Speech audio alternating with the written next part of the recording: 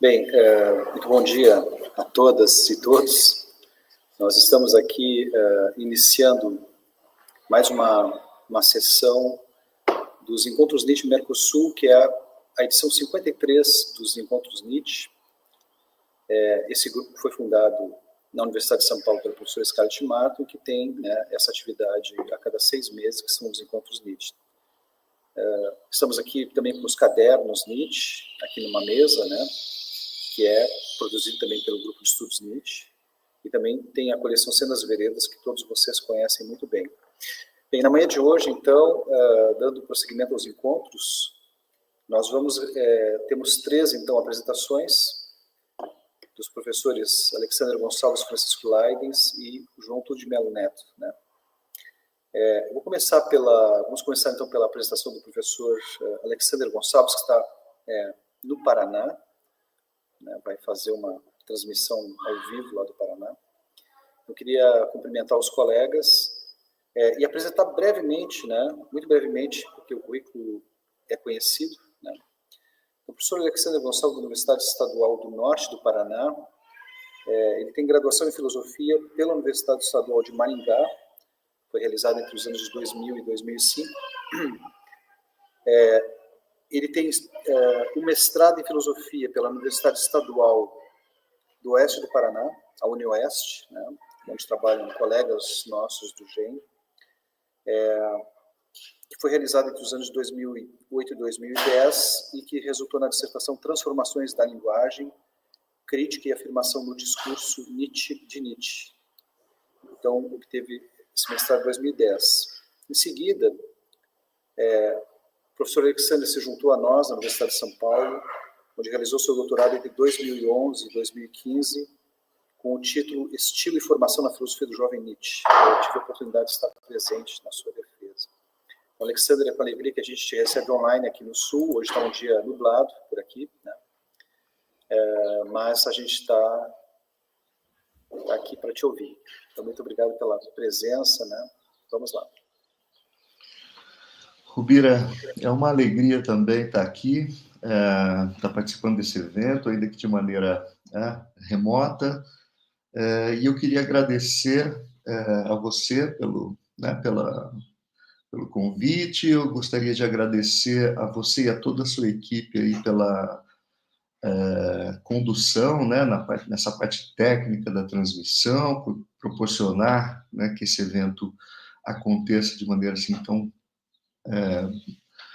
bonita e eficaz como está acontecendo. E queria também parabenizá-lo pela organização desses encontros Nietzsche, aí na UFPEL, parabenizar também a sua equipe, aí, o pessoal do GEM de Pelotas,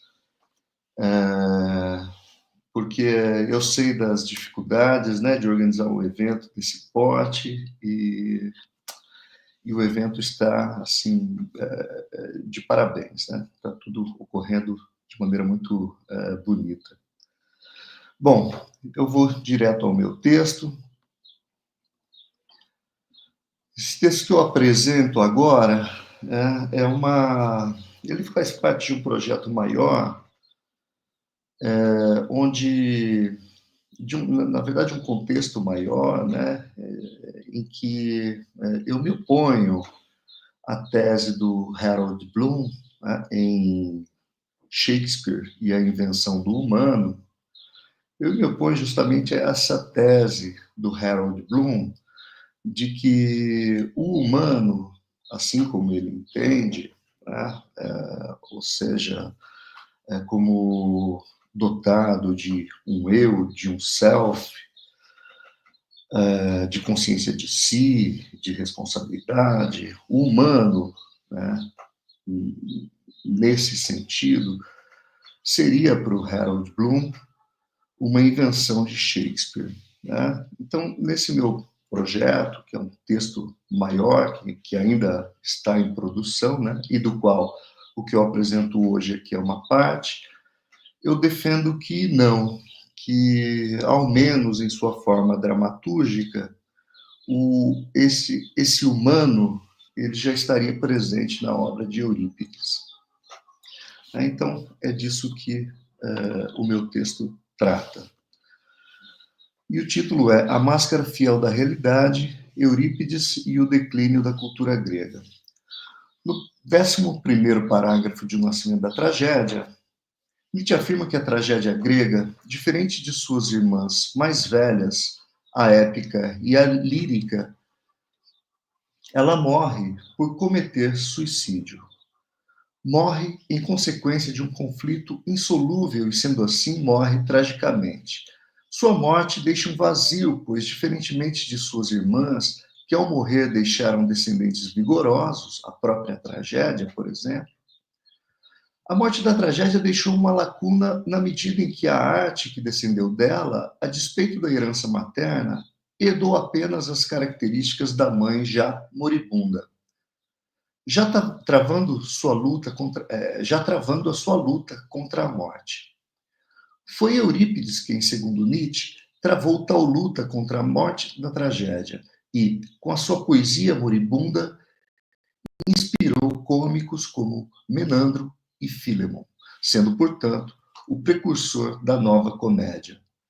Nesta comunicação, eu pretendo averiguar em que medida Nietzsche interpreta o realismo poético de Eurípides como um prenúncio da morte da tragédia, mas mais do que isso, como um prenúncio do declínio de uma concepção trágica de formação e de cultura, dando lugar a uma nova concepção de humano, bem como a uma nova poesia, a nova comédia.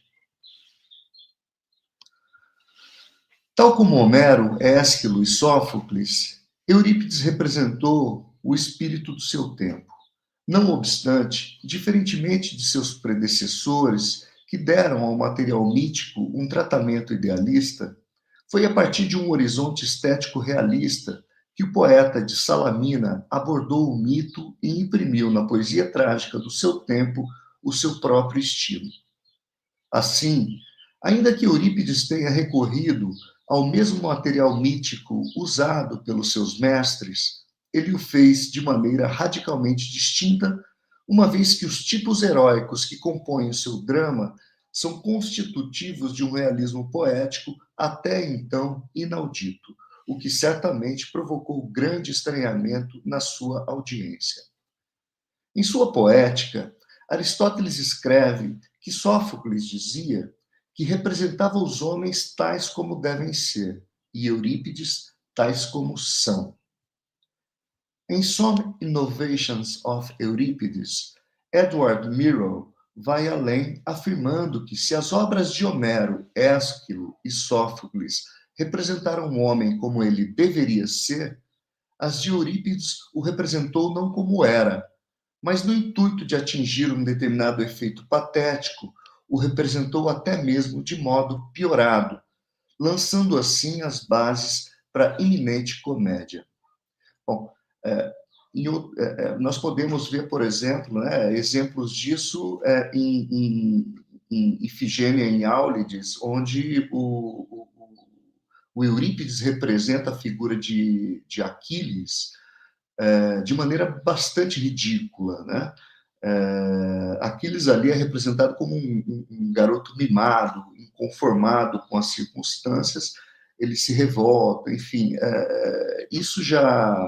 esse ridículo na poesia do Eurípides, essa caracterização realista exagerada, já seria para o Murrow e também para o Nietzsche a abertura para a nova comédia. Na base do realismo poético de Eurípides, encontramos dois grandes pilares: o realismo político, marcado pela ascensão de uma incipiente classe burguesa em detrimento da antiga nobreza aristocrática, bem como de seus valores. E, em segundo lugar, a filosofia, a sofística e socrática, cujo aparato especulativo lhe oferece uma nova dimensão da subjetividade humana. Como poeta trágico, Eurípides não se furtou à tarefa de representar o drama da vida humana. Contudo, mais próximo do pensamento sofístico do que do imperativo da tradição, como vemos nos seus predecessores, sua poesia buscava dramatizar o homem em meio às contradições de sua época e não traçar o horizonte ideal no qual se estabelecem as relações entre o humano e o mito. Para Jäger, não apenas Eurípides está impregnado das ideias e da retórica sofística, mas a própria sofística só pode ser compreendida à luz do fundo espiritual denunciado pela poesia de Eurípides. Jäger escreve, cito, a sofística tem uma cabeça de Jano, da qual um dos rostos é o de Sófocles e o outro o de Eurípides. O ideal do desenvolvimento harmônico da alma humana é comum a Sófocles e aos sofistas. Relacionam-se com o princípio escultórico da sua arte. E a educação sofística revela o seu parentesco com um mundo dividido e contraditório que aparece na poesia de Eurípides. Fim de citação. Para Albin Lesk, o sentido dessa ruptura com a tradição já se encontra na famosa frase de Pitágoras: o homem é a medida de todas as coisas, das que são enquanto são, das que não são enquanto não são. Neste sentido, Albin Lesk escreve, cito, o homem que a pronunciou, né, essa frase, era originário de Abdera, uma cidade colonial jônica, assim como era Leontinos, de onde provinha outro porta-voz da sofística, Górgias. Estes não são pormenores biográficos desimportantes, pois nos informam que devemos entender a sofística como uma irrupção do espírito jônico no centro do mundo grego, em cujas regiões limítrofes se tornara relevante sua indagação sem apriorismo das coisas deste mundo. Fim de citação. Para o filólogo austríaco, o que o ensinamento de Protágoras nos revela, no limite, é uma ruptura radical com a tradição em todos os aspectos da vida humana, na medida que reivindica, de maneira revolucionária, a razão como um critério a partir do qual todas as relações da existência humana serão discutidas, tanto a religião quanto o Estado e o direito. Assim, tornou-se impossível orientar o pensamento e a ação segundo o costume consagrado pela tradição, isto é, segundo o nomos. Neste sentido, Lesk escreve, cito, a tradição já não era mais uma obrigação, mas tampouco podia servir de ajuda. Toda a carga de sua própria decisão e responsabilidade recaía agora com esse conhecimento sobre o homem, colocado em meio às antinomias. Assim como a obra de Eurípides tem suas raízes no âmbito da sofística, pleno da problemática das antinomias, é também ela marcada por profundas contradições. A de mais graves consequências é a firme crença nas figuras dos deuses da tradição desapareceu, e a autonomia do pensar e sentir humanos leva à moldação de personagens para as quais uma nova concepção do humano é mais decisiva que a sua pré-formação pelo mito. Fim de citação. No final dessa citação, me parece que está todo o argumento aqui. Né? Segundo Lesk, em Medéia temos uma expressão contundente dessa inovação euripidiana. Cito novamente.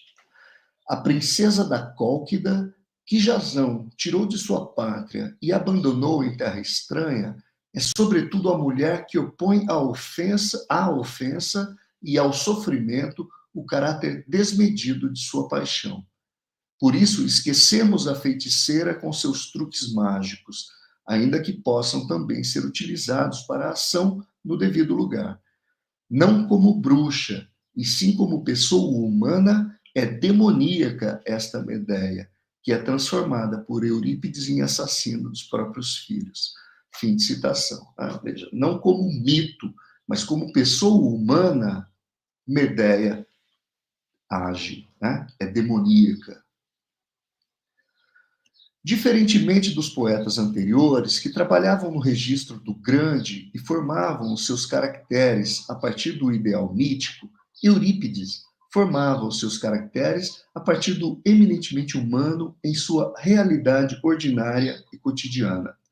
Assim, o poeta de Salamina derruba o muro ideal que protegia a tragédia e, como consequência, a poesia trágica deixa de ser um horizonte ideal da paideia do homem grego para se tornar mera expressão dos modos de vida ordinários e da realidade vulgar. Com tal inovação, afirma Nietzsche, Eurípides traz à cena a máscara fiel da realidade, o que o leva a refutar o tradicional hábito de representar o ethos da aristocracia grega para, como afirmou em O Nascimento da Tragédia, levar o espectador à cena. O filósofo alemão escreve, cito Nietzsche: quem tiver compreendido de que maneira os tragediógrafos prometeicos anteriores a Eurípides formavam seus heróis e quão longe deles estava o propósito de trazer à cena a máscara fiel da realidade, tal pessoa também estará esclarecida sobre a tendência inteiramente divergente de Eurípides. Por seu intermédio, o homem da vida cotidiana deixou o âmbito dos espectadores e abriu caminho até o palco, o espelho em que antes apenas o traço dos grandes e audazes chegavam à expressão, mostrou agora aquela desagradável exatidão que também reproduz conscienciosamente as linhas mal traçadas da natureza. Fim de citação. Na avaliação do jovem Nietzsche, Eurípides inaugura aquilo que Junito Brandão chamou de um movimento de proletarização da tragédia, uma vez que subverte a arte de seus predecessores, substituindo os grandes caracteres trágicos pelo homem e pela mulher comuns em suas trivialidades cotidianas. Em outros termos, o homem cotidiano deixou o lugar do espectador para se alçar ao lugar do ator. O espelho, que antes expressava os traços grandes e audazes do herói trágico esquiliano, mostra agora a sua servidão ao real, reproduzindo as linhas mal traçadas da natureza, mas não da natureza idealizada no mito, e sim a de um naturalismo real e grosseiro. Doravante, o tipo grande e audaz dá lugar ao medíocre, e com ele entra em cena também o estilo da linguagem pública e ordinária, o que ocasiona uma radical transformação na forma e no patos poéticos. Ao substituir o grande pelo medíocre, ao substituir o autor estático de êxtase, que produz o êxtase, pelo espectador em cena, Eurípides, ao mesmo tempo em que trava a luta com a moribunda tragédia, abre caminho para a nova comédia. Em O Nascimento da Tragédia, Nietzsche escreve: se quiser, porém, com toda a brevidade e sem pretensão de dizer algo exaustivo, caracterizar aquilo que Eurípides tinha em comum com Menandro e Filémon, e o que exercia sobre eles, e o que exercia um efeito tão excitantemente exemplar, bastará dizer que o espectador foi levado por Eurípides à cena. Fim de citação. Ao inserir o espectador, Eurípides introduz na polis uma nova linguagem, um novo comportamento, um novo ethos. Na medida em que o patos eminentemente estético das imagens míticas vai sendo paulatinamente substituído pelo exercício reflexivo acerca do humano e suas antinomias, o espectador estático de Ésquilo e Sófocles dá lugar ao avaliador reflexivo, dotado de opinião e juízo. O filólogo alemão, Nietzsche, busca em Aristófanes os subsídios para tal interpretação. Eu faço agora aqui uma longa citação do parágrafo 11. Cito: o mérito que Eurípides atribui a si mesmo em As Rãs Aristofanescas, o de ter libertado com os seus remédios caseiros a arte trágica da pomposa obesidade, isto é, de algo que se pode perceber acima de tudo isto é algo que se pode perceber acima de tudo em seus heróis trágicos. No essencial, o espectador via e ouvia agora o seu duplo no palco euripidiano e alegrava-se com o fato de que soubesse falar tão bem.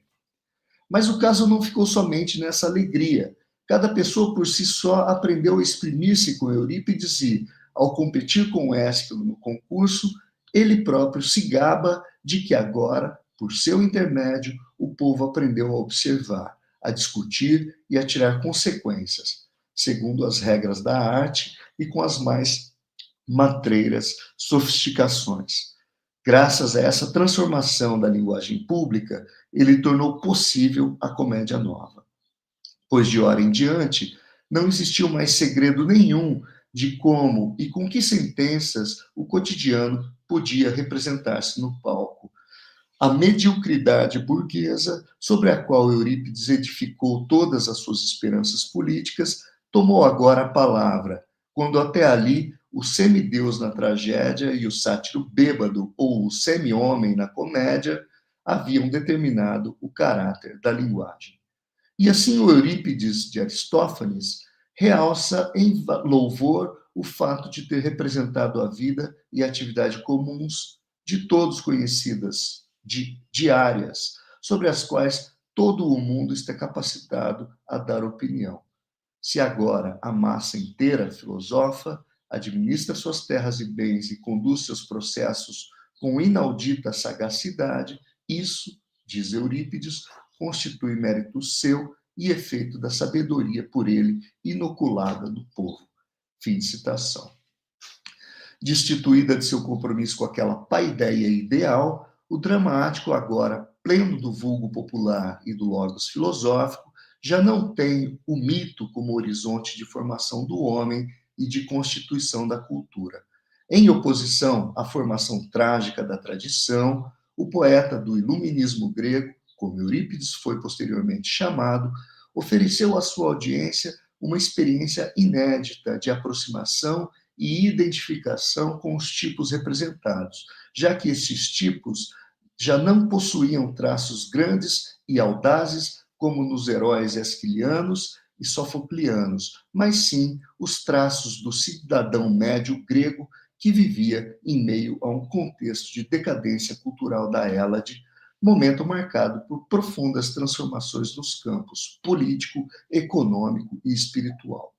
Como afirmou Jäger, cito, Eurípides é a revelação da tragédia cultural que arruinou a sua época. É isso que marca a sua posição na história do espírito e lhe concede aquela incomparável compenetração que nos força a considerar a sua arte como a expressão da sua época. Fim de citação. Gerada em meio a transformações, a poética de Eurípides expõe de maneira contundente a crise dos valores da tradição, o que, de certo modo, se apresenta como uma extensão da crise de uma concepção trágica de formação e de cultura. Pela atenção de todos, eu agradeço.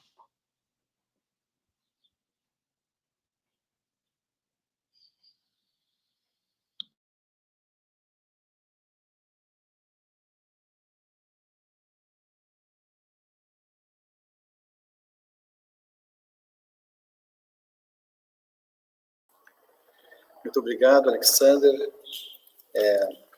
Vamos depois deixar as questões para o final, tá? Então, eu vou chamar agora, imediatamente, o João, né, pela ordem aqui. Muito obrigado, Alexander. Deixa eu só... Vamos depois deixar as questões para o final, tá? Então, eu vou chamar agora, imediatamente,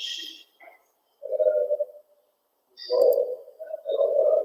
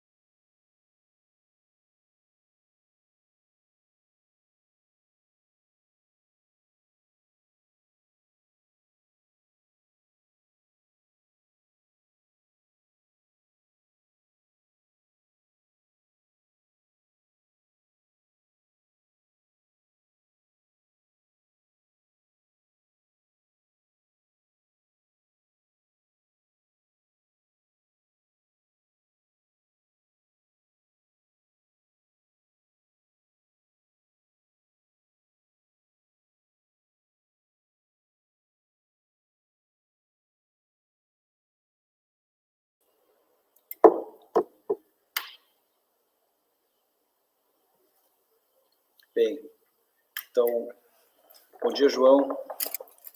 A gente teve um pequeno problema técnico aqui, está sempre acontecendo algum problema. Acho que é a umidade aqui na cidade. Então, bem-vindo, João, professor João Tucci de Melo Neto, da Universidade Rural de Pernambuco. E farei também uma breve apresentação aqui. O professor João tem graduação em filosofia, realizou na Universidade Federal de Pernambuco, entre 2002 e 2009. Entre 2006 e 2007, houve o mestrado em filosofia, também na Universidade Federal de Pernambuco. Já o João, naquela época, defendeu a dissertação O Eterno Retorno como Cosmovisão Afirmativa da Transvaloração Moral de Nietzsche. E realizou seu doutorado em filosofia já no ano seguinte, iniciando no ano seguinte, 2008. Somos colegas durante um tempo lá na Universidade de São Paulo. E entre 2008 e 2013, o professor João defendeu a tese Nietzsche, O Eterno Retorno do Mesmo, a Transvaloração dos Valores e a Noção de Trágico. Enfim, tem uma produção de artigos, organizou agora há pouco tempo lá no Recife a edição 50ª dos Encontros Nietzsche. Então, João, bem-vindo. A palavra está com você. Bom dia a todo mundo. Rubira, muito obrigado pela apresentação. Eu gostaria de parabenizá-lo e agradecer pela organização do evento. Queria agradecer também a toda a equipe que está participando e realizando esse mais um Encontros Nietzsche. Gostaria de cumprimentar os meus colegas que estão compondo aqui a mesa.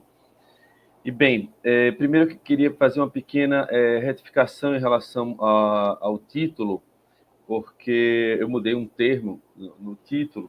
Inicialmente, o meu título seria Vontade e Verdade e a Catástrofe Moral do Ocidente.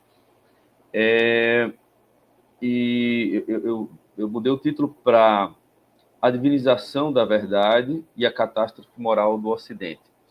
Bem, o meu objetivo aqui, na verdade, tem dois momentos no texto, né?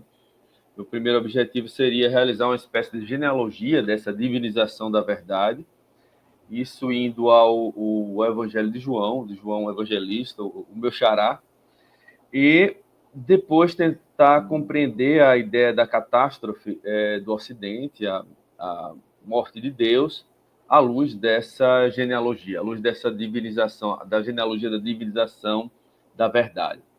Bem, então, passo diretamente ao texto. No entender de Nietzsche, no panteão dos valores ocidentais, encontrar-se-ia também a verdade. Ou seja, no Ocidente predominaria a ideia de que a verdade consiste no valor divino e absoluto. Tomada como um princípio moral, a referida divinização da verdade teria servido de base para o que Nietzsche chamou de educação para a verdade. Isto é, uma espécie de doutrina segundo a qual a retidão para com a verdade é uma virtude que deveria ser seguida de forma inflexível. A partir de onde, contudo, teria sido engendrada a concepção de que a verdade seria esse valor divino e absoluto. Ora, o próprio Nietzsche nos oferece uma resposta na Gaia Ciência 344. Ele diz: da crença cristã, que também era de Platão, de que Deus é a verdade, que Deus é a verdade, de que a verdade é divina. Bem, esse entrelaçamento entre moral, religião e verdade parece, de fato, ser corroborado pela própria religiosidade cristã, a qual, tradicionalmente, concebe a verdade como valor divino, antagônico à diabólica mentira. A esse respeito, entendemos que vale a pena dar a palavra ao discípulo amado, que tradicionalmente é entendido como João Evangelista. Então, dando a palavra a esse discípulo amado, né, para quem o tema da verdade é bastante relevante. Para se ter uma ideia da relevância da verdade, dos escritos do João, o termo aletheia, ou verdade, e palavras derivadas desse termo, são citados 56 vezes nos 4 evangelhos. Sendo que 20 dessas ocorrências, 20 dessas 56 ocorrências, estamos falando de 4 evangelhos, mas 20 dessas 56 estão presentes justamente no Evangelho de João. Bem, dentre essas passagens em que a noção de verdade é citada nesse evangelho, algumas confirmam essa dicotomia moral. Qual a dicotomia? Essa dicotomia que eu acabei de citar, a verdade sendo divina, por um lado, e a mentira sendo diabólica, por outro. Então, na literatura joanina, alguns trechos desse quarto evangelho são paradigmáticos. A gente vai trabalhar alguns deles. No capítulo 8, entre os versículos 12 e 33, por exemplo, Jesus atesta ao povo que o seu testemunho seria verdadeiro, porque esse consiste na revelação proveniente, cito, daquele que o enviou, quem seja o Pai Celeste. Fecha citação. Nesse sentido, o mensageiro do Pai julga conforme uma verdade transcendente, a qual localiza-se além do julgamento mudo.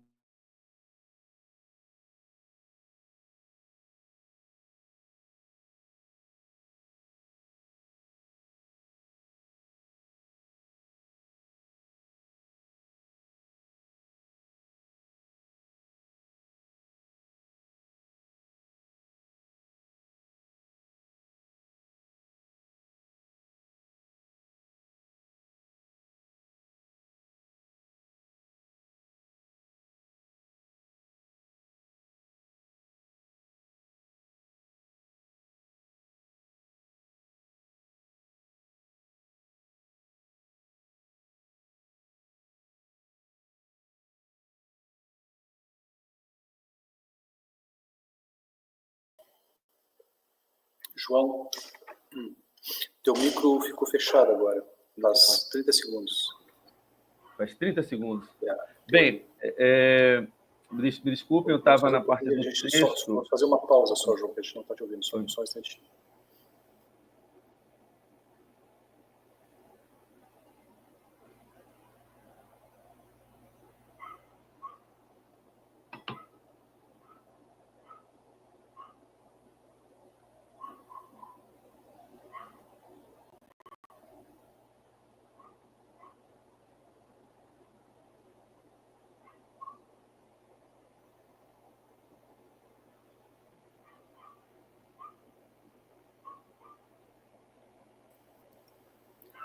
Vamos lá de novo, João. Eita, então, eu interrompi, eu acho que não sei se eu devo ter batido no microfone aqui. Bem, a gente está falando nessa parte da genealogia, da divinização da verdade. No primeiro momento, eu trouxe citações do Evangelho de João, em que a verdade era relacionada era entendida como uma verdade transcendente, oriunda do Pai. E eu tinha começado a falar sobre o antagonista do Jesus, o diabo, que aparece como estando sempre ligado à mentira. Bem, então continuo no texto. Por outro lado, é bastante significativo que entre os versículos 42 e 45 do mesmo capítulo, o ungido de Nazaré, ou seja, Jesus, apresente seu antagonista, o diabo, como sendo, cito, o pai da mentira. Fez citação. Quem der ouvidos a este, cito novamente a mesma passagem, que jamais se firmou na verdade, porque nele não há verdade, estará inapto a compreender a linguagem verdadeira proferida pelo Cristo e, portanto, incapaz de amá-lo e segui-lo. No Evangelho de João, portanto, Jesus, referência maior do bem, é apresentado como, cito, o caminho, a verdade e a vida, enquanto o diabo, representante do mal, aparece como aquele que tem, cito, a mentira como o que lhe é próprio. Essa dicotomia, fundamentada numa suposta transcendência da verdade, é o que, no cristianismo, teria contribuído para conferir a esta, a verdade, o estatuto de virtude moral. Enfim, cito mais uma vez João, quem pratica a verdade aproxima-se da luz, que veio ao mundo, o Cristo. Tem a vida eterna. Quem se aproxima dessa verdade de Cristo terá a vida eterna. E não andará entre as trevas. No entender de Nietzsche, a referida virtude cristã teria, ao longo do desenrolar da história ocidental, adquirido uma roupagem supostamente laica e, por fim, se transformado no que podemos chamar de probidade intelectual. Esta, por sua vez, teria norteado uma atividade que constituísse como um outro aspecto capital na formação e na definição da civilização ocidental, a saber, o fazer científico. Nesses termos, ao contrário de ser meramente caracterizada como uma força antagônica à moral e à religião, a prática científica é compreendida aqui, em Nietzsche, como sendo por ela permeada e sendo por ela direcionada, na verdade, ser direcionada pela religião e pela moral. O pio compromisso do cientista em assumir como principal meta a conquista da verdade a qualquer custo consistiria, portanto, numa espécie de cristianismo latente. Cito H. Ciência 357. A sutileza confessional da consciência cristã, traduzida e sublimada em consciência científica, em asseio intelectual a qualquer preço. Fecha citação. Levando isso em conta, o verdadeiro e probo homem de ciência deveria, portanto, ser guiado por um anseio intransigente pela verdade, ou, nos termos de Nietzsche, por uma vontade de verdade. E 2, assumir o resultado de suas conquistas científicas apenas o que se mostra como sendo, de fato, verdadeiro segundo os critérios do exame da razão científica. Ora, aqui teríamos 2 mandamentos que, no entender de Nietzsche, desvelam as raízes platônicas cristãs daquela educação para a verdade, a qual caracterizaria a mentalidade científica ocidental. No primeiro mandamento, está implícito o pressuposto de que a verdade é um bem absoluto, pelo qual devemos almejar a todo custo. No segundo, o que está subentendido é que a razão científica é o único meio legítimo à conquista dessa verdade. Ora, como esses 2 mandamentos estariam conjugados? Aparentemente, poderíamos afirmar que a verdade consiste na meta e que o bom uso da razão científica é o caminho para atingir tal meta. Entretanto, essa resposta não desvela por completo a complexidade da intricada relação entre verdade e moral que é apontada por Nietzsche.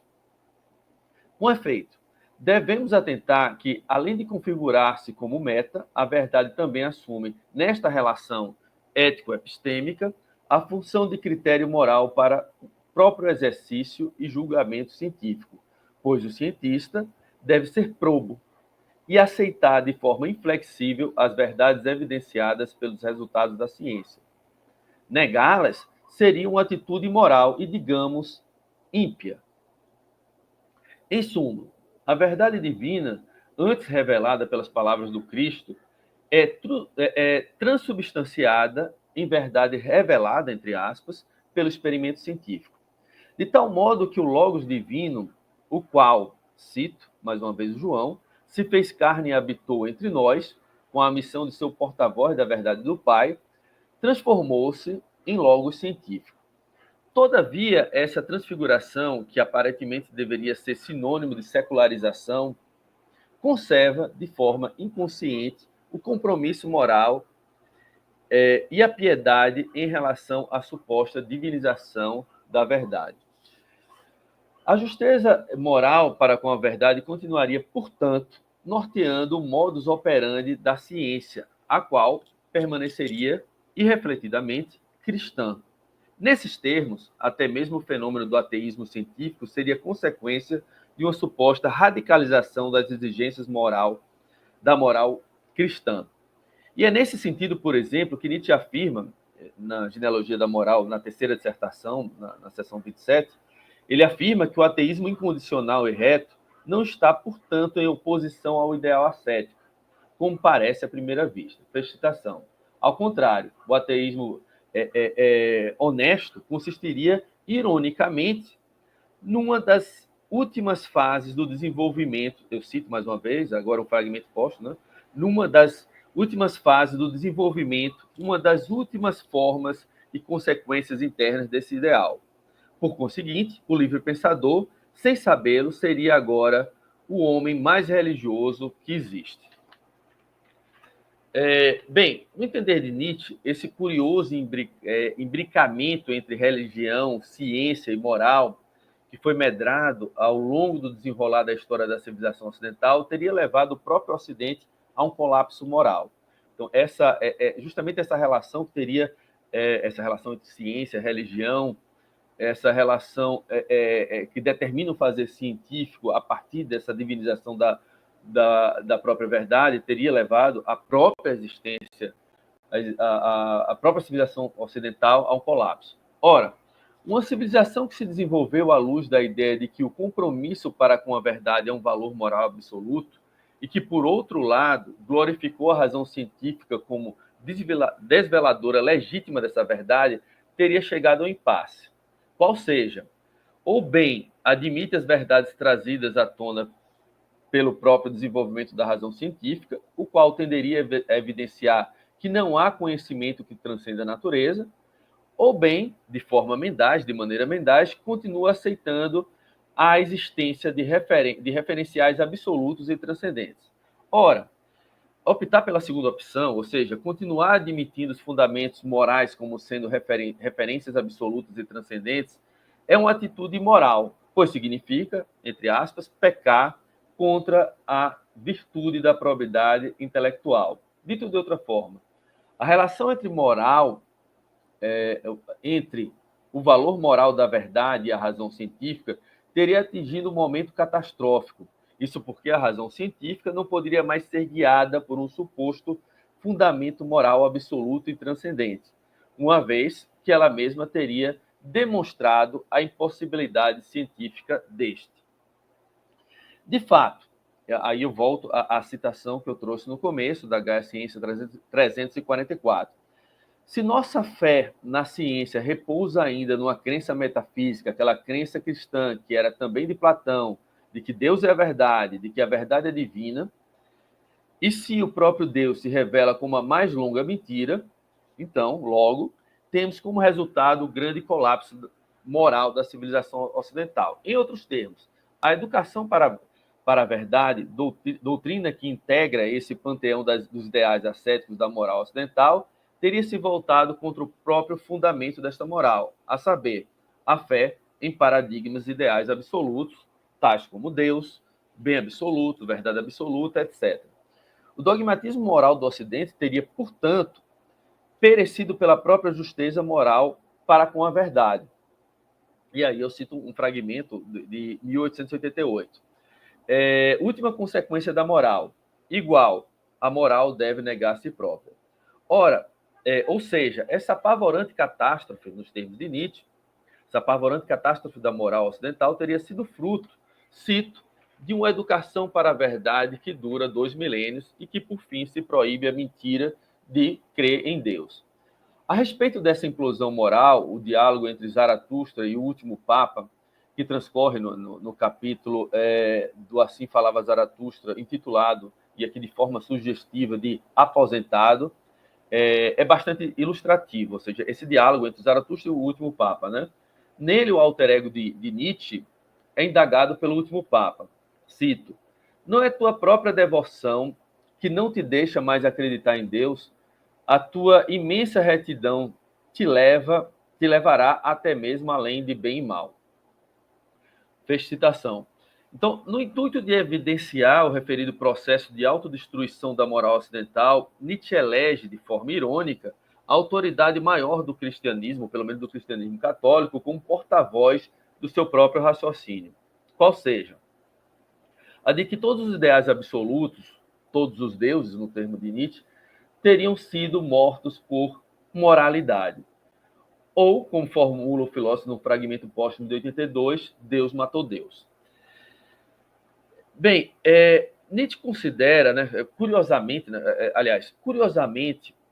os ateus e livres pensadores, esses homens pautados pela cientificidade da modernidade, pelas luzes da razão emancipada, não teriam, contudo, se dado conta da verdadeira amplitude das consequências dessa morte de Deus, dessa catástrofe. Ou seja, os próprios assassinos do maior dogma ocidental não se ativeram ao fato de que, ao promoverem a descrença de Deus, acabaram por aniquilar o paradigma fundamental da moral que rege a civilização na qual eles mesmos estão inseridos. Enfim, eles não teriam levado em conta que a morte de Deus provocou a falência e o esvaziamento das referências de valor do próprio Ocidente. No nosso entender, é exatamente esse problema que preocupava o homem louco, o personagem da seção 125 da Guerra à Ciência, quando esse homem louco se dirige aos ateus para adverti-los das consequências dessa boa nova invertida. Ora, o homem louco não almeja converter seus ouvintes ao ateísmo, pois esses homens que se encontram no mercado, filhos dessa modernidade ilustrada pela ciência, já são descrentes. Deus, para eles, não passa de motivo de riso. Todavia, esses ateus convictos não se deram conta das implicações morais da morte de Deus.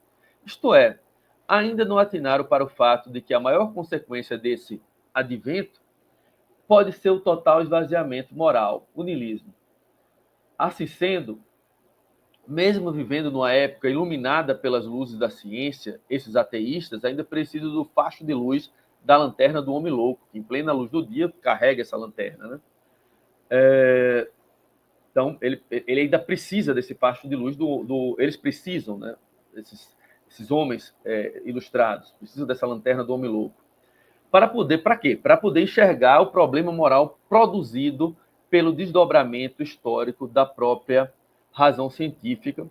Esta, como vimos, pelo menos desde João, é assentada numa fé cristã, a fé de que a verdade é um valor divino e absoluto. Pela atenção, muito obrigado.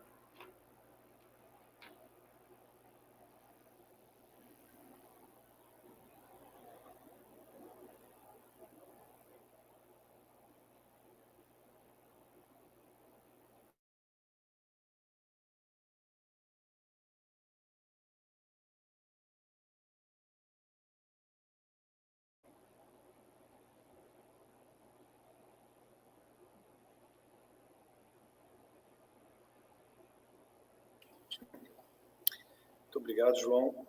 A gente está com um pouco de delay aqui na transmissão, tá? Mas conseguimos capturar toda a imagem. De vez em quando ela fica um pouco... Então, agradeço, João. E agora vamos passar rapidamente para a apresentação do professor Francisco Leidens. Francisco, bem-vindo, então. Você que está aí na Universidade Estadual de Roraima, né? Já faz um bom tempo. Então, logo concluiu aqui alguma parte dos seus estudos, né? Aqui com o professor, sob a orientação do professor Clademir Araldi, que pelo jeito está nos assistindo aqui também, né? Então, eu faço também brevemente a apresentação do Rafael, que fez graduação em filosofia na Universidade de Passo Fundo, uma universidade aqui, diria, fica mais ou menos da metade norte para cima do Rio Grande do Sul, nós estamos aqui na metade sul, né? Entre 2003 e 2007. Em 2009, o Rafael entrou aqui para a Universidade Federal de Pelotas, sob orientação do professor Clademir Araldi, e fez uma dissertação intitulada Solidão e Comunicação, uma atenção no Zaratustra de Nietzsche. E depois, em 2015 e 2019, fez o seu doutorado em filosofia, com a tese O Potencial da Linguagem Nietzsche, da dissolução dos opostos à expressividade de Assim Falava Zaratustra. Então, o Rafael publicou recentemente um artigo, o Francisco Rafael Leidens, né? A gente conhece mais ele por Francisco. Então, o Francisco, ele publicou recentemente um artigo aqui na Dissertácio, né, recomendaria a leitura. E, então, Francisco, bem-vindo. Né, estamos aqui um pouco atrapalhados com a tecnologia, mas está saindo, tá? Bem-vindo. Tá bom, espero que estejam me ouvindo bem. Eu queria primeiro agradecer, né, a Rubira pelo convite, cumprimentar o Wagner, que está aí nos bastidores, né, cumprimentar também o Clademir, foi meu orientador tanto no mestrado quanto no doutorado. Então, acho que a maior parte da minha formação, na verdade, foi feita aí na UFPEL, né? Então, é um imenso prazer para mim voltar a apresentar um trabalho aqui, mesmo que à distância, né? Mas um trabalho aí pela UFPEL, né? Na UFPEL. Bom, eu vou passar ao meu texto, né?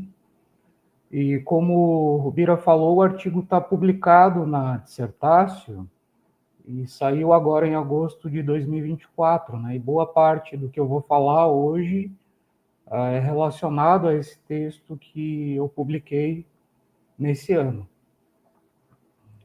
Então, o título da minha comunicação hoje é Estratégia Econômica de Nietzsche em DM36, né, no parágrafo 36 de Além do Bem e do Mal. A cultura como confronto de forças. Tá? Esse é o título da minha comunicação hoje. Né? Bom, eu escrevi o texto inicial, eu vou passar a leitura, né, que fundamenta essa comunicação em 2023. Em agosto de 2024, o artigo foi publicado na Dissertácio, com o título A Estratégia Econômica de Nietzsche em DM36, uma alternativa à unificação empiriocrítica de Avenarius e Marx e ao paralelismo de Wundt. Eu vou selecionar partes desse texto e procurar situar a temática da cultura de uma maneira também estratégica, né? Tentando imitar um pouco o que Nietzsche faz em relação à adoção do princípio da economia.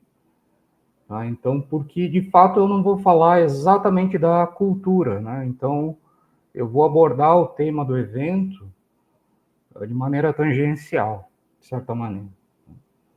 Então, com a intenção de contemplar o tema da cultura e tornar minha fala vinculada, em parte, aos tópicos do encontro, que são política, cultura e civilização, teria algumas alternativas. Então, para fazer isso, a principal talvez seja ver a cultura como morfologia, cito Nietzsche, e teoria da evolução da vontade de poder, fim de citação. Assim como fez Nietzsche com a psicologia. Aqui é uma citação do parágrafo 23 de Além do Bem e do Mal, onde o Nietzsche diz que é o primeiro que desce às profundezas e vê a psicologia como morfologia e desenvolvimento, né, da evolução da vontade de poder. Então, essa seria uma alternativa. Com isso, eu teria a vinculação pretendida entre a compreensão da vontade de poder a partir do princípio da economia, sobre o qual eu já vou falar do que se trata, né? Especificamente em BM36, onde a vontade de poder é mais diretamente apresentada por Nietzsche, e a temática do evento. Mas existem muitas abordagens já disseminadas, como a gente sabe, sobre a vinculação entre vontade de poder e cultura. O próprio Nietzsche deixa clara a vinculação entre a sua tese da vontade de poder, cultura e política, por exemplo, no parágrafo 208 de Além do Bem e do Mal, que é onde aparece também a ideia da grande política. Né? Então, para evitar que a minha fala repita algo que provavelmente já foi ou será explorado, talvez com mais propriedade por outra pessoa nesse evento, então eu escolho falar de uma fundamentação da vontade de poder a partir do princípio da economia, que eu considero que seja algo um tanto original, né? Claro, já foi falado bastante sobre o princípio da economia, mas não com esse direcionamento que eu pretendi dar no meu artigo e aqui na minha comunicação, né? Então, a fundamentação enquanto garantia para a consideração da cultura como confronto de forças. Eu posso dizer isso também em forma de tese, né? Então, a vontade de poder apresentada por Nietzsche em DM 36, a partir da justificação econômica, serve como, entre aspas, um amparo sólido, eu já vou falar sobre isso, para compreender a cultura como confronto de forças. Mas uma questão importante surge a partir dessa minha abordagem, né? Então, por que a vontade de poder ainda carece, entre aspas, de um amparo sólido e uma avaliação da cultura como confronto de forças, por conseguinte, também precisa desse amparo? Mais especificamente, por que não acatar simplesmente o pluralismo da vontade de poder, identificado, por exemplo, por Miller-Lauter, dentre outros argumentos, né? Então, por que não acatar essa fundamentação, né? Que já é consolidada, de certa maneira, né? Então, por que essa apropriação do pluralismo não afasta definitivamente os problemas em torno do pretenso caráter metafísico, que é a famosa tese de Heidegger, ou as dificuldades de aceitar as consequências da autorreferência e circularidade? E aqui eu citei o Green, né, que é um autor que faz essa abordagem, mas também nós temos o exemplo do livro do Andrei Taparica, né, que faz uma abordagem nessa direção, e é também do Gen, né? Então, ainda que muitos, talvez a maioria, endosse a interpretação de Miller-Lauter e veja a noção de vontade de poder sem os prejuízos metafísicos ou dificuldades circulares, o caso está longe de ser um aspecto não controverso do pensamento de Nietzsche. Sem de modo algum considerar méritos ou deméritos da interpretação de Miller-Lauter, que não é meu objetivo aqui, ainda há casos expressivos que reconhecem os problemas, sobretudo em torno da justificação da tese de Nietzsche. E aqui eu citei algumas referências à própria manutenção da leitura de Heidegger, enquanto inversão do platonismo, que se esconde em algumas interpretações, né? Então, eu fiz isso, essa análise, essa abordagem na minha tese de doutorado, né?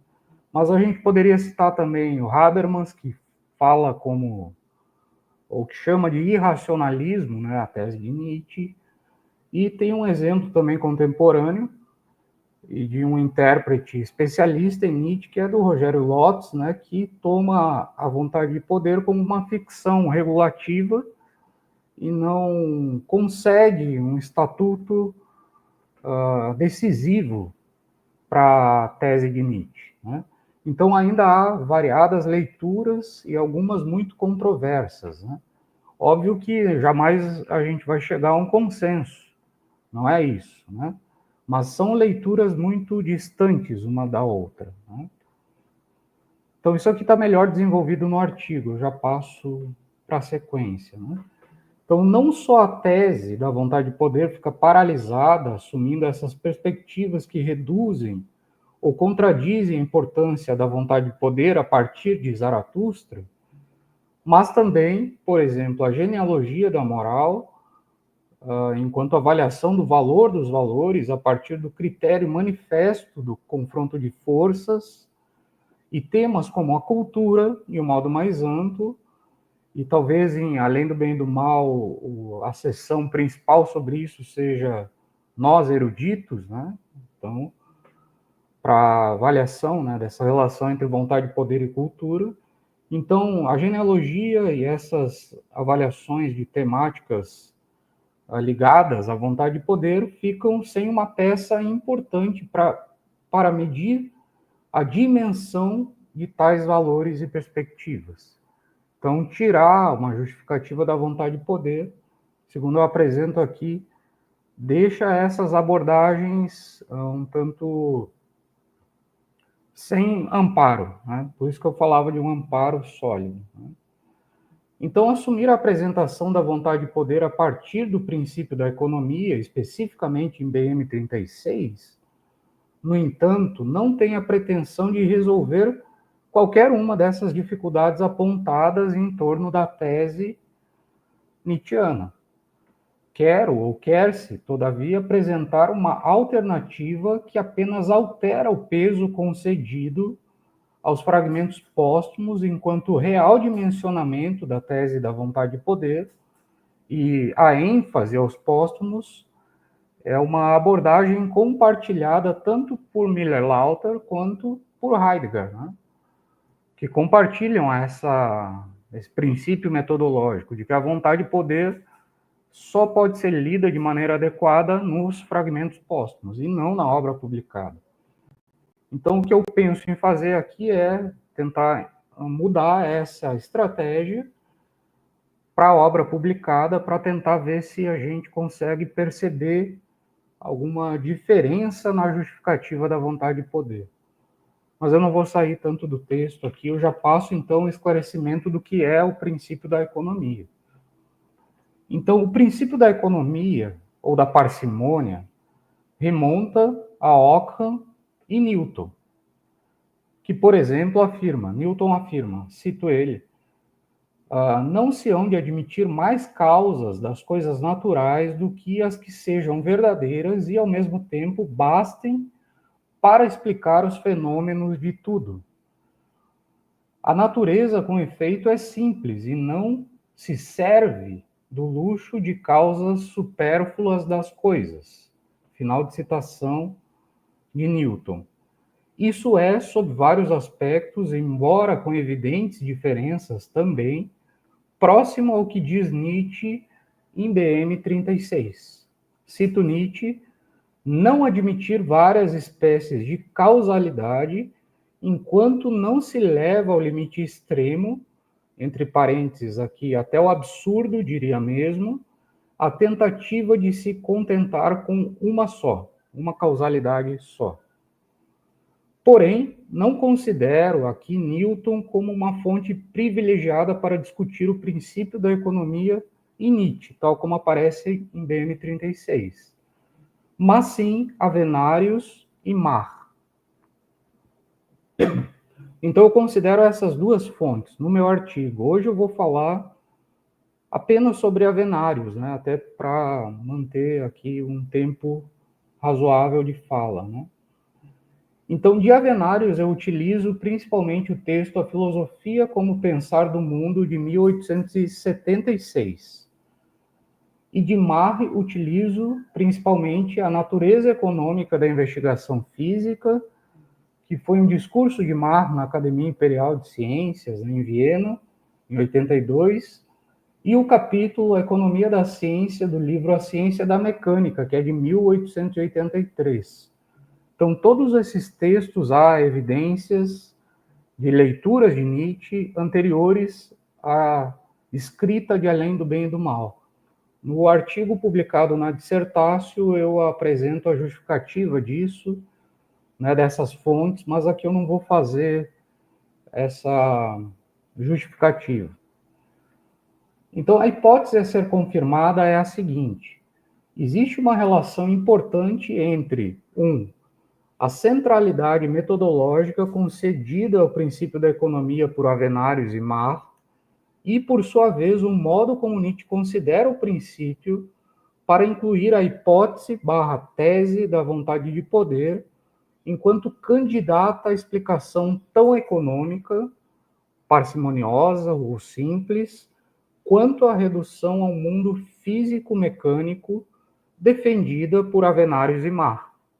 Então, essa é basicamente a hipótese que eu quero confirmar, né? Isso é o mesmo que dizer que Nietzsche utiliza as mesmas armas e o arsenal metodológico de Avenarius e Marx contra eles mesmos. Então, utiliza o princípio da economia que Marx e Avenarius usam para chegar até essa unificação físico-mecânica mas Nietzsche vai na direção do confronto de forças, como uma tese econômica, ou melhor, da vontade de poder. Então eu passo a avaliação de Avenarius e o princípio da economia. Dito de maneira bastante sintética, para Avenarius, a aplicação do princípio da economia serve para garantir uma experiência pura, o que significa dizer livre de qualquer componente supérfluo e antieconômico, tal como as antropomorfizações que impregnam nosso conhecimento do mundo. Daí o longo título dado por Avenarius a seu livro. O título completo é o seguinte: A filosofia como pensar do mundo de acordo com o princípio do menor gasto de energia. Prolegômenos a uma crítica da experiência pura. Ocorre que em seu processo de eliminação das superfluidades, em busca de uma experiência pura, Avenarius estabelece uma crítica à noção correlata de força e causalidade, e isso interessa bastante a Nietzsche.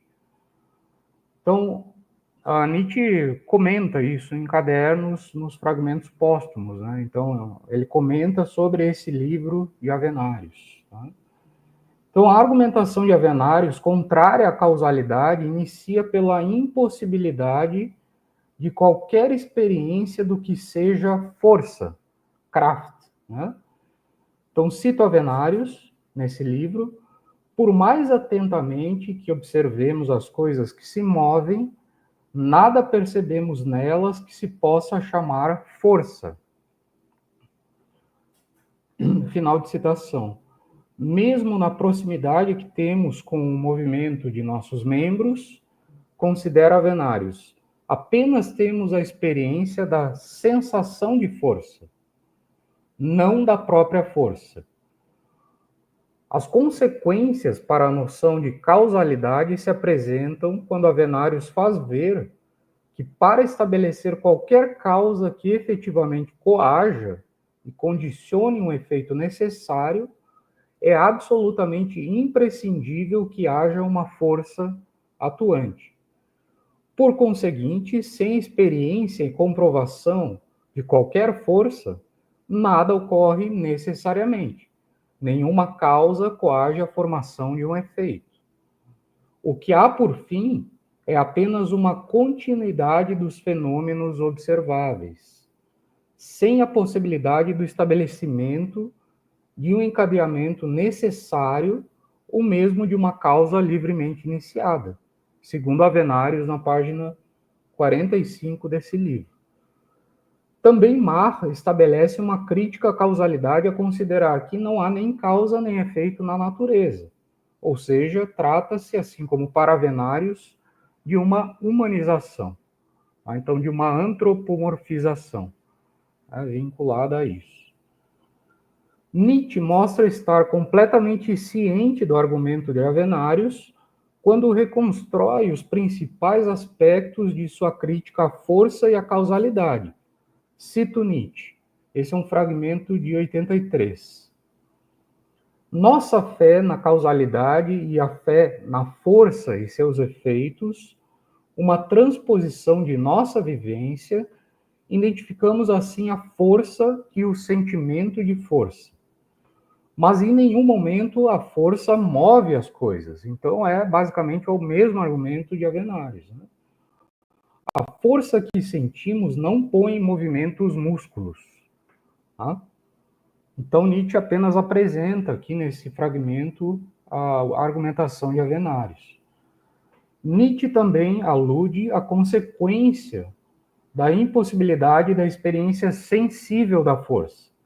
E ressalta que, cito Nietzsche novamente, se não temos a experiência da força como motor, tampouco experimentamos a necessidade de um movimento.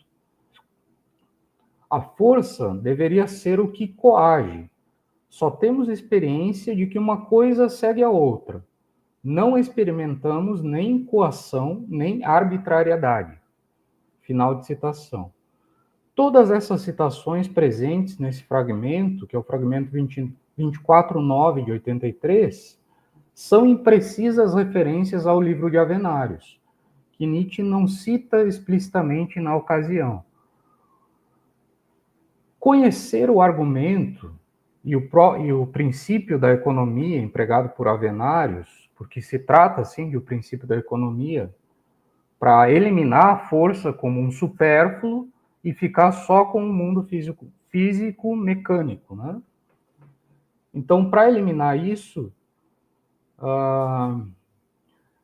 ou melhor dizendo, né, conhecer esse argumento de Avenários e o princípio da economia ali empregado por Avenários, no entanto, não significa que Nietzsche endosse a conclusão dele, a conclusão de Avenários. O contrário disso é mais condizente. Nietzsche se posiciona favoravelmente à noção de forças em confronto, ou ainda, apresenta a hipótese da vontade de poder para concorrer com a redução de tudo à perspectiva físico-mecânica do mundo, que Avenários indica como um caminho mais econômico na direção de uma experiência pura. Essa profunda alteração da perspectiva adotada por Avenários está baseada no diagnóstico da tendência da época, na época de Avenários e Marx. Ou seja, não passa de um preconceito filosófico fundado na época em que aquilo que podia ser visto e tocado tem valor. Então, esse é um fragmento, né, melhor dizendo, é um aforismo lá de Além do Bem e do Mal, onde Nietzsche expõe, né, esse preconceito da época, na qual estão inseridos tanto Avenários quanto Ernest Mach. Tá? Então, eu vou citar aqui o BM14, que é onde isso aparece. Cito Nietzsche, na medida em que a física, né, se apoia na crença nos sentidos, e Mach era um físico, ela passa e deverá passar por muito tempo por algo mais. Isto é, por explicação. Ela tem os olhos e dedos a seu favor, tem a evidência ocular e a tangibilidade. Sobre uma época de gosto fundamentalmente plebeu, isto exerce um efeito fascinante, persuasivo e convincente. Afinal, segue instintivamente o cânon da verdade do sensualismo eternamente popular. O que é claro? O que esclarece? Pergunta Nietzsche. Primeiro, aquilo que pode ser visto e tocado. Todo problema tem que ser levado até esse ponto. Final de citação. Então, aqui Nietzsche está diagnosticando como é que era o procedimento na época de Avenários, né, e de Marx, né? Então, só tem valor aquilo que pode ser visto e tocado. E a força, enquanto elemento que é supérfluo, tem que ser eliminada, assim como outras antropomorfizações, como a causalidade, por exemplo. Como contraponto a essa tendência, Nietzsche propõe em BM36 a redução igualmente econômica ao mundo dos impulsos, forças ou vontades em confronto. Por isso, uma vontade só pode atuar contra outra vontade, porque se trata de uma redução econômica de Nietzsche também, né? Então, uma vontade, cito Nietzsche, é claro, só pode atuar sobre outra vontade e não sobre matéria, sobre nervos, por exemplo. Final de citação do parágrafo 36, de Além do Bem e do Mal. Assim, o direito de definir toda força atuante inequivocadamente como vontade de poder, que é também uma citação lá de BM36, ganha uma explicação plausível. Segundo entendo, quando situamos que o direito adquirido está na equiparação, ao menos uma equiparação das perspectivas, porque eu não vejo aqui, pelo menos por enquanto, né, como seja possível decidir qual é mais econômica, se é uma redução ao físico-mecânico ou uma redução ao mundo de forças, né? Então, se a gente fosse dizer que Nietzsche é mais econômico do que esses autores que eu citei, talvez a gente caísse novamente em um dogmatismo, né? Então, porque qual é o critério para estabelecer que, de fato, a redução às forças é mais econômica? Mas isso é só um parênteses aqui, né? Então, está na equiparação entre uma perspectiva físico-mecânica e das forças em confronto. Tá? Então, as duas são igualmente econômicas. A posição de Nietzsche e a posição de Avenarius, que eu estou discutindo aqui mais diretamente. Não há, por fim, heterogeneidade, nem uma redução ao físico, nem uma redução às forças. Ou melhor dizendo, não há nenhum componente heterogêneo nem na redução ao físico, que Avenarius e Marx apresentaram, nem na redução às forças. Então, para Nietzsche, vontade atua contra a vontade. Então, não há nenhum elemento heterogêneo. Ele não parte de uma concepção de matéria. A força não age sobre matéria, mas sobre outra vontade. Assim como para Avenarius e Marx, o mundo físico-mecânico não tem consequências em um mundo espiritual. Esse mundo espiritual, enquanto heterogêneo ou antropomórfico, nem é levado em consideração por Avenarius e Marx. Eles reduzem tudo às relações físico-mecânicas. Então, a psicologia experimental, ela se desenvolve a partir desse contexto também. Eu discuto Wundt aqui no meu artigo maior e outros autores que vão nessa direção. Tá? Então, ambas são econômicas, né? Então, a perspectiva físico-mecânica e a perspectiva nietzschiana do confronto de forças. Então, aqui, de maneira geral, eu só apresentei que há um argumento na obra publicada, que a gente não precisa ir necessariamente aos póstumos para fazer essa justificação, mas que se trata de uma estratégia de Nietzsche. Não é o caso de que ele concorde integralmente nem com as consequências do princípio da economia, e nem que acate isso como uma estratégia ou como uma metodologia a ser adotada de maneira definitiva. Na verdade, como um fino estrategista, como a Scarlett recentemente escreveu um livro sobre isso, né? Nietzsche está usando as armas desses dois autores, que reduzem ao mundo físico, tudo ao mundo físico, para dizer que a sua hipótese da vontade de poder é tão econômica quanto a deles. Tá? Então, no meu artigo, eu discuto com Wundt, eu discuto elementos de Schopenhauer também, que claramente coloca um componente heterogêneo quando fala da vontade atuando sobre matéria e sobre outros elementos, tá? Então, eu encerro por aqui, dizendo, então, que para quem tiver curiosidade em aprofundar um pouco como eu fiz essa discussão, novamente eu digo que o artigo está publicado desde agosto na Dissertácio. Então, eu agradeço a paciência, não sei se eu me estendi demais. Muito obrigado.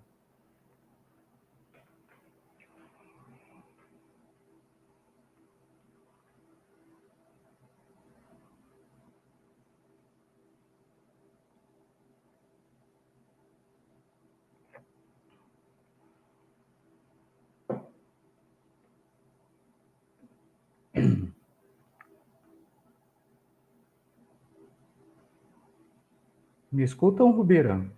Rubira, Wagner?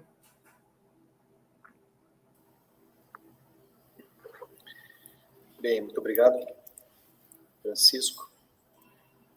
Estamos no tempo certo aí da tua apresentação. Então, agora eu convido os três professores para ficarem junto com a gente, né, em tela. E aí vamos conversar um pouco. Aqui no chat, aqui, se alguém que está assistindo pelo YouTube quiser fazer já alguma questão, a gente pode abrir as questões com os espectadores aqui que estão assistindo. Enquanto vocês que estão aí assistindo vão pensando, a gente vai então colocar aqui pelo menos uma questão para cada um de vocês, tá? Se me permitem. E vocês também podem fazer perguntas entre vocês, tá? Então, Alexander, só para eu tentar entender melhor aqui, né? Obrigado pela apresentação novamente. Então, quando você aborda o Eurípides e fala lá, né, dessa nova concepção do humano que ele acaba desenvolvendo, eu perguntaria se ela foi determinante para a cultura ocidental, essa nova concepção euripidiana. Isso pergunto para você, né, que fez uma pesquisa mais ampla em outras fontes, se ela foi determinante no mesmo sentido do Nietzsche, do nascimento da tragédia, porque para ele ali, né, justamente, o surgimento do Eurípides implica com essa concepção que Eurípides tem, uma catástrofe, para usar aqui um termo que o João usou no título da sua palestra. Aqui, tá? Então, a pergunta para o Alexandre é essa. João, então, o título da sua apresentação, A Vontade de Verdade e a Catástrofe Moral do Ocidente. Você mostrou muito bem, claramente, né, delineou, e está resumindo numa frase mais ao final que você fala que todos os ideais foram mortos por moralidade. Tá? Então, realmente, isso conduz, essa vontade de verdade, ela conduz a uma catástrofe moral do Ocidente. Né? Mas a questão é aquela sombra da morte de Deus, aquela sombra de Buda, né? Lá na Gaia Ciência. Eu queria te perguntar nessa direção. Se houve essa catástrofe moral conduzida pela vontade de verdade, por que a moral retornou com tanta força numa época como a nossa, por todos os lugares, né, por todo o globo? A moral está extremamente presente, a separação entre bem e mal, a separação binária, ela está num nível muito alto. Né? Então, eu gostaria de ouvir um pouco sobre isso. E para o Francisco, eu só tenho uma curiosidade aqui. Você, como subtítulo do seu... Foi muito bem feito ali, né, a ligação com Avenarius, né? Enfim, você foi nas fontes, eu acho que está bem clara essa estratégia econômica, eu acho que ela é muito boa, né, na sua apresentação. Eu só queria que você falasse um pouco mais por que você foi pensar a cultura como confronto de forças. Né? Eu entendi que você você mostra, né, entre aspas, a realidade do mundo das forças, como que acontece, né, dentro dessa perspectiva econômica de Nietzsche, de falar sobre as forças e a vontade de potência. Mas por que você fala de confronto de forças e como que esse confronto de forças se dá, né, no âmbito da cultura?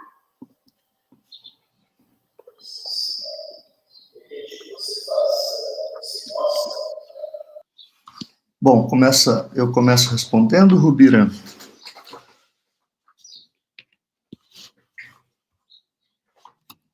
É isso, né? Acho que é isso.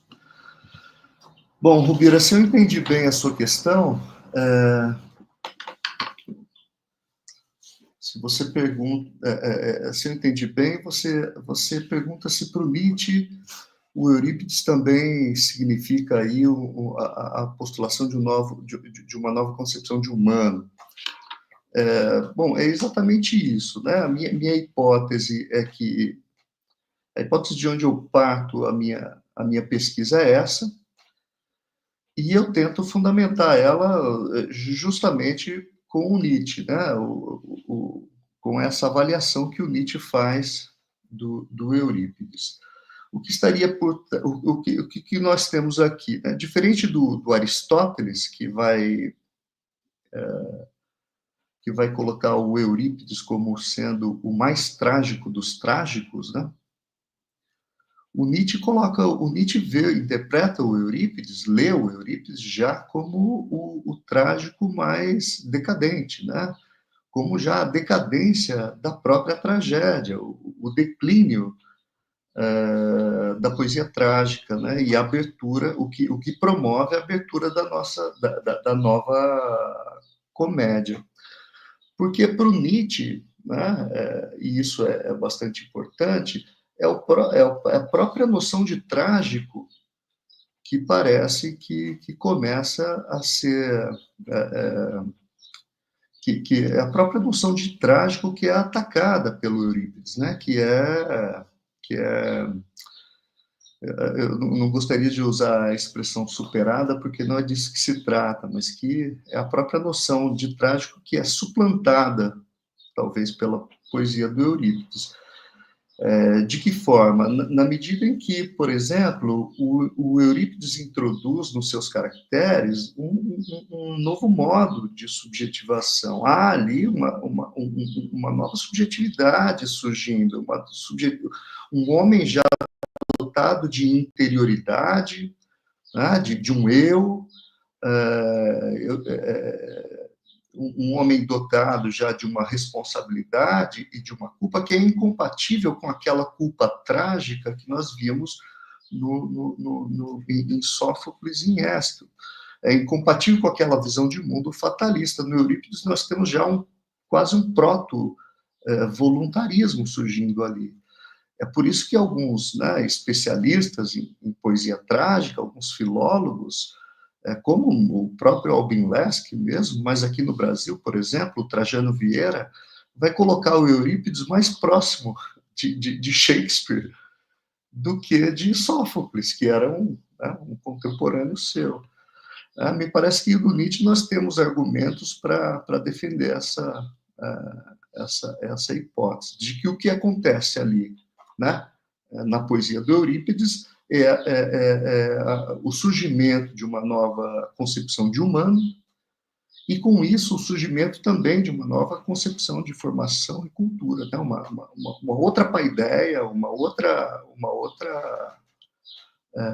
ideia de cultura e que vem, né, para ocupar o lugar daquela formação e daquela cultura trágica dos seus mestres, né,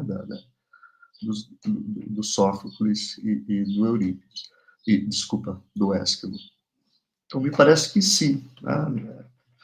E só para ilustrar e finalizar a minha resposta, um exemplo contundente disso nós podemos encontrar em Medeia. Né? Essa personagem, para mim, ela é muito cara, na medida em que, primeiro, essa nova subjetividade aparece pela primeira vez no drama em uma mulher, tá? E não em um homem. E todo o significado que o feminino adquire na obra do Eurípides, tá? Nós podemos dizer que ali já existe um certo nascimento assim, de uma personagem feminista, né? Medeia, já, em várias passagens do poema, ela tem postura feminista, ela assume uma postura feminista, e isso nós poderíamos dizer que também já é uma grande inovação na poesia do Eurípides. No entanto, para o Nietzsche, essa inovação não é algo a se comemorar, não é algo positivo. Pelo contrário, todas essas inovações que o Eurípides traz, elas são sintomas da falência, do declínio, não só do poema trágico, mas da ideia do trágico e, com isso, de uma própria cultura trágica. Não sei se respondi a sua questão, mas é por aí. Obrigado pela questão, Rubira.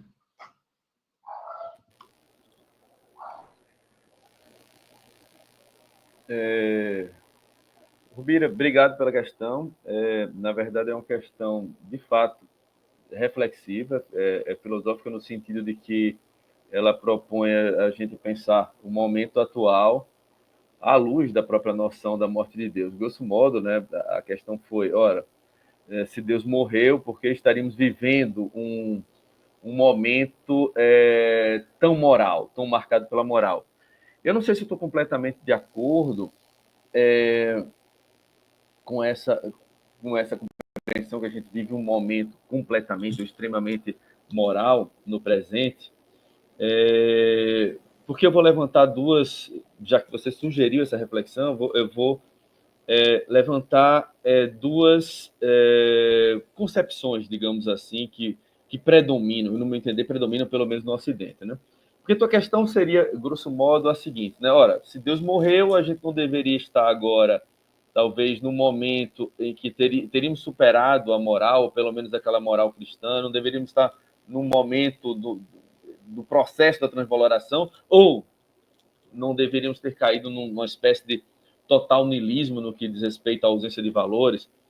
Eu diria o seguinte, eu diria que a gente vive um momento, sobretudo no Ocidente, caracterizado por um posicionamento, entre aspas, moral,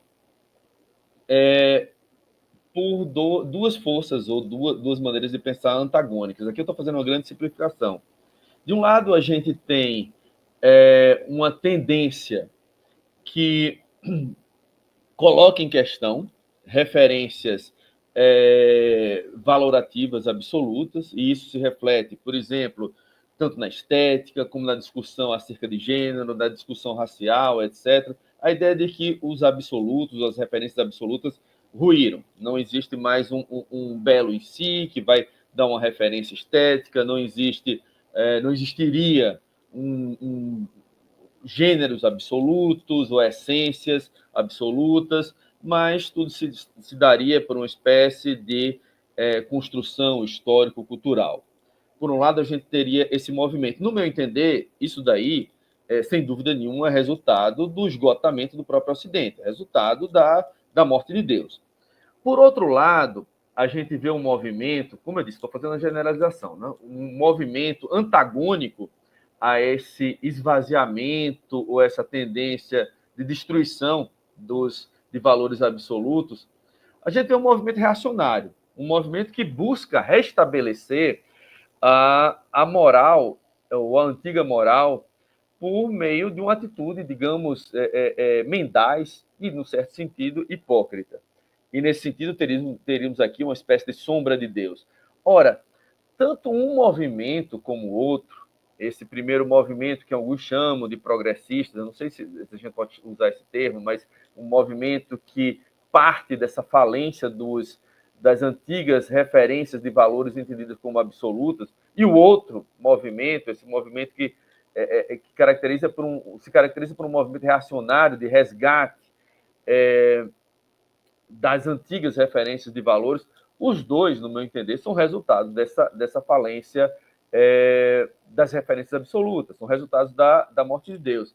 E, no meu entender, essa percepção da falência dos antigos valores e a tentativa de colocar algo no lugar, isso para mim já acontece desde o 19, não só com Nietzsche, mas a gente, por exemplo, pensar no próprio positivismo.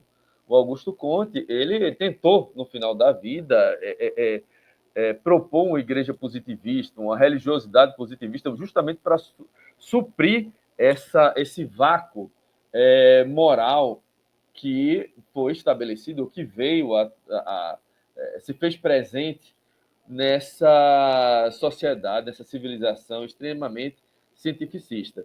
Então, eu diria o seguinte, eu diria que, não sei se a gente vive um momento extremamente moral, mas a gente vive um momento em que, por um lado, existe uma maneira de pensar que parte dessa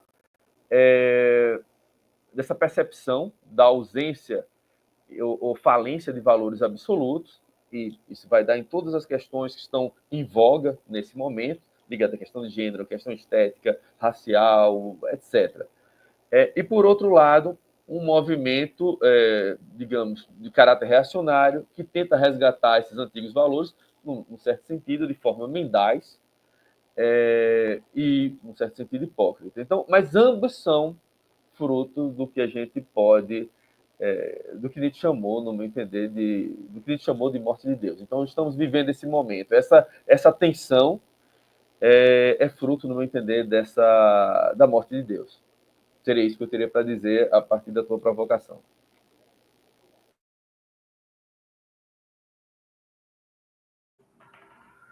Bom, Rubira, obrigado pela questão. A questão, só para lembrar, foi mais ou menos por que a cultura como confronto de forças, né? Então, por que avaliar a cultura assim? E por que eu coloquei isso no título da minha comunicação, né? Então, a minha resposta imediata, ela é simples, assim, porque o evento exigia, né? Então, a gente precisou... Consegue me ouvir? Então, o evento tinha como um dos temas a cultura, mas eu não cheguei a fazer a avaliação, como eu disse, né? Então, eu fiquei restrito à justificativa da tese que dá a possibilidade de uma avaliação, por exemplo, da cultura como confronto de forças, né? Então, foi por aí. Aí eu rejeito, nesse sentido, aquela ideia da realidade do confronto de forças. Não é isso que se apresenta se a gente pensar a partir do princípio da economia, né? Então, se a vontade de poder é uma hipótese que Nietzsche coloca para concorrer economicamente com a redução ao físico, que é mais ou menos a hipótese que eu defendo no artigo, então nós não temos a realidade do confronto de forças, mas o direito a pensar também o confronto de forças como uma alternativa simples a ser considerada. Então, a dinâmica de BM36 funcionaria mais ou menos assim, né?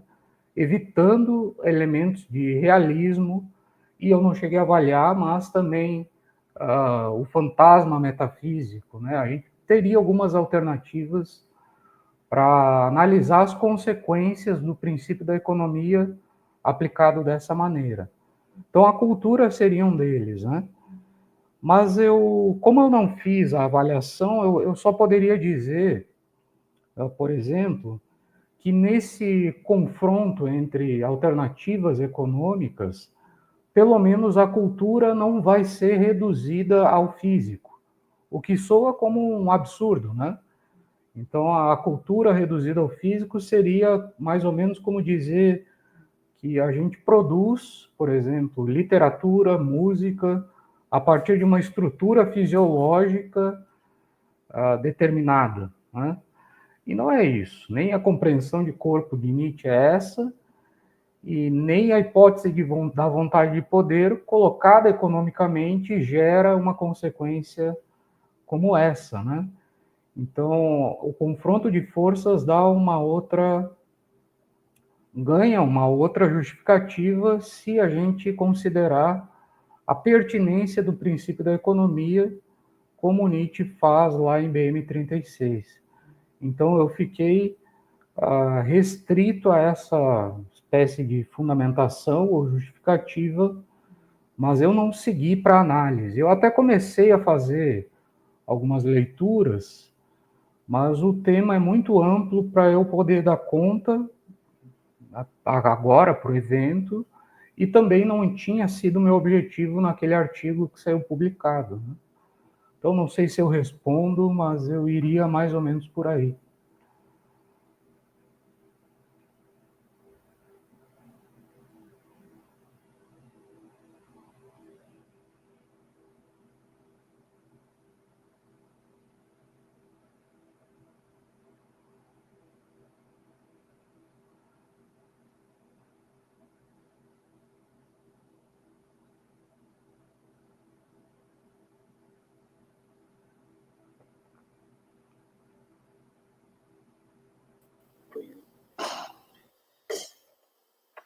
Francisco, muito obrigado. Tá? A gente está com um pouco de delay aqui entre... Está tudo funcionando lá no canal do YouTube, mas para nós aqui tem um pouco de delay. Tá? Por isso, peço também desculpa aos colegas que estão aí, mas é um pouco em função disso que dá um atraso aqui para mim. Tá? Então, obrigado pelas respostas dos três. E eu queria colocar aqui uma pergunta do professor Clademir Araldi, que está online, e que pergunta o seguinte, a pergunta é direcionada para o Francisco, né? O professor Clademir diz o seguinte: queria retornar a Miller-Lauter, que em 1971 ainda empregava a obra, entre aspas, a vontade de poder. Ele diz: nego que seja uma obra de Nietzsche, mas não nego a sua eficácia histórica. Assim, no livro, entre aspas, A Vontade de Poder, no último parágrafo aparece o excerto de 1875, que é bastante conhecido, o professor Clademir cita ele aqui, alguns trechos. Um deles é o seguinte: sabeis o que é o mundo para mim? O mundo, uma grandiosidade de forças, esse meu mundo dionisíaco, da vontade de poder. Uma solução para todos os enigmas. Esse mundo é a vontade de poder e nada além disso. A pergunta do professor Clademir ao citar, ao recuperar essa perspectiva do Miller-Lauter, e citar esse trecho da vontade de poder, ele pergunta para você, como você interpreta esse fragmento em tua estratégia econômica?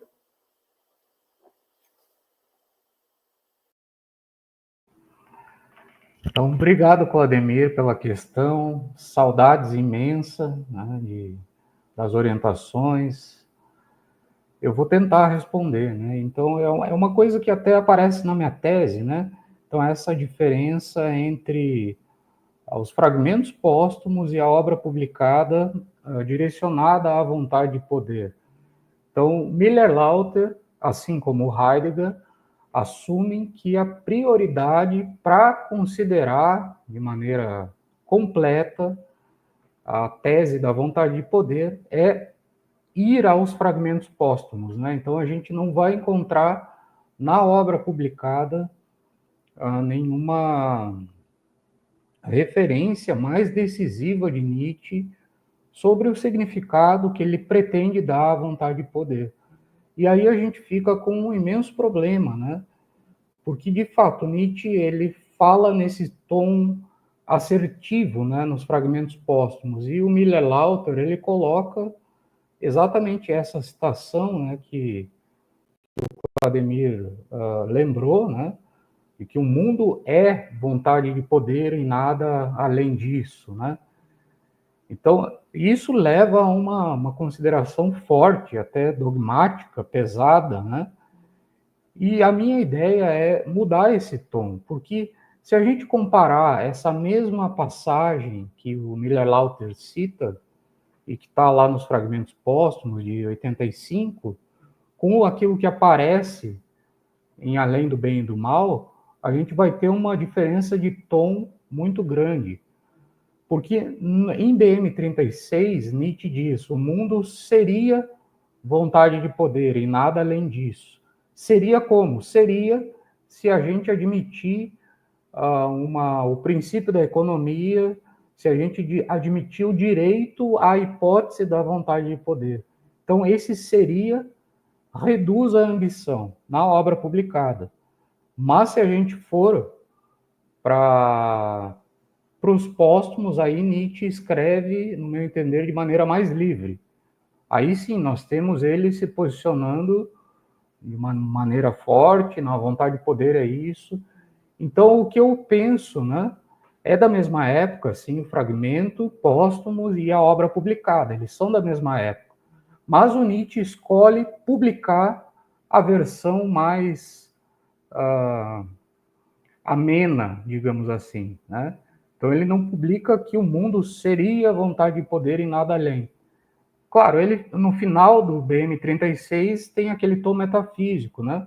O mundo inteligível, tudo mais, que também nos causa estranhamento, né? Mas o princípio da economia e a obra publicada, segundo eu vejo, amenizam essas considerações de Nietzsche, né? Então, por isso a minha preferência, no caso específico da vontade de poder ou vontade de potência, seria a BM36, né, e não os póstumos. Não sei se eu me fiz entender.